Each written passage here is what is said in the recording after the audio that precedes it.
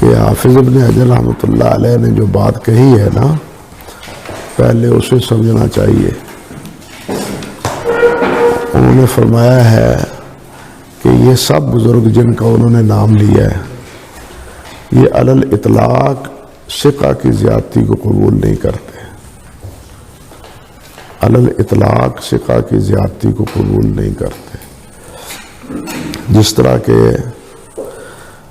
خطیب بغدادی نے یا علامہ نووی نے یا دوسرے حضرات نے عموماً لکھ دیا ہے اور جملہ عام ہو گیا ہے کہ زیادت ثقۃ مقبولہ، کہتے ہیں یہ علی الاطلاق قول صحیح نہیں ہے۔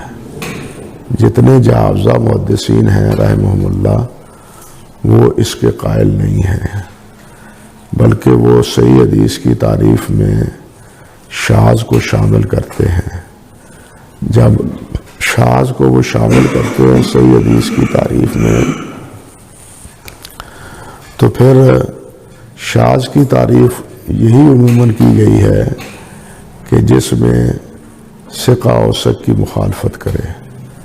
جب ثقہ اوثق کی مخالفت کرے گا تو پھر اس کا نتیجہ یہی ہوگا کہ وہ ثقہ کی زیادتی اوثق یا اکثر کے مقابلے میں شاذ ہوگی، اور اکثر کی روایت جو ہے وہ مقبول ہوگی۔ یہ بات کہی تھی خلاصہ جو پچھلا سبق ہے۔ اور یہ جو نام لیے ہیں، میں نے آپ کو یہ بتلایا تھا کہ ایک جگہ تو امام بخاری یہی فرماتے ہیں کہ زیادت ثقہ مقبول ہے، متن میں ہے۔ اب آپ نے بات چھیڑی ہے تو ایک نئی بات کہوں، آخری جلد لائے فتح الباری کی، دیکھیں امام صاحب ایک لفظ کا اختلاف ذکر کرتے ہیں کہ یہاں یغنیکم ہے یا نعشاکم ہے، اور آگے فرماتے ہیں ینظر فی اصل کتاب الاعتصام، یہ متن میں ہے۔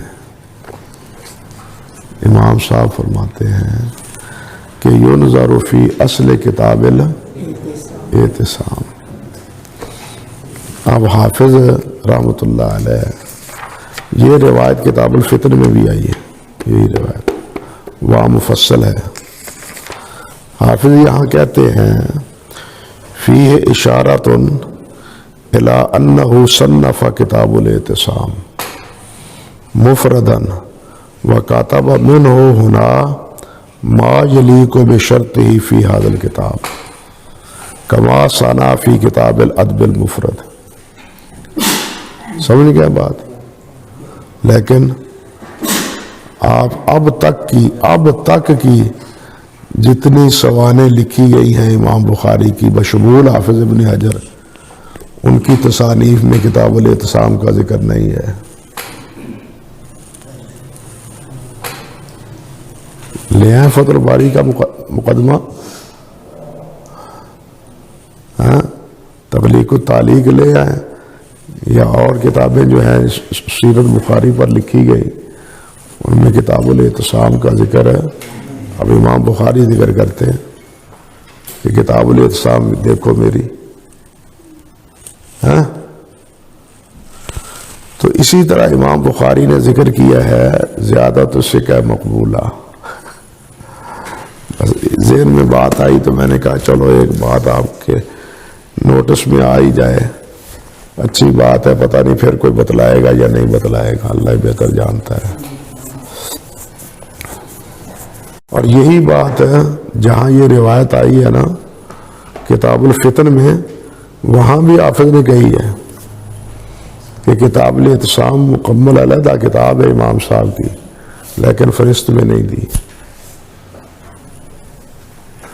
سمجھے بات؟ ہاں، یہ ہو جاتا ہے۔ اللہ اکبر کبیرہ، کہہ سکتے ہم کس باغ کی مولی ہیں۔